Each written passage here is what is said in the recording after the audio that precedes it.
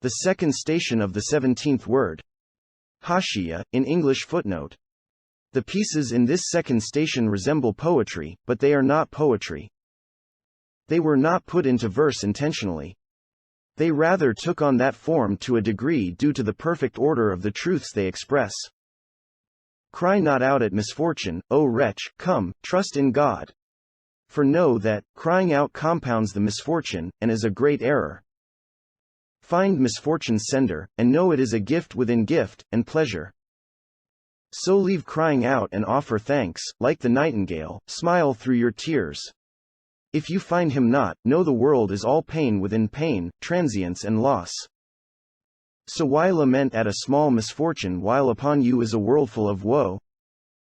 Come trust in God. Trust in God. Laugh in misfortune's face, it too will laugh. As it laughs, it will diminish, it will be changed and transformed. Know, O arrogant one, happiness in this world is in abandoning it. To know God is enough. Abandon the world, all things will be for you.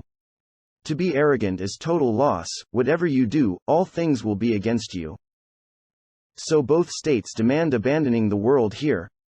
Abandoning the world is to regard it as God's property, with His permission, in His name.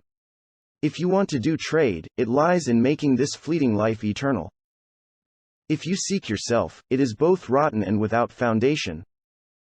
If you seek the world outside, the step-up of ephemerality is upon it. That means there is no value in taking it, the goods in this market are all rotten. So pass on. The sound goods are all lined up beyond it.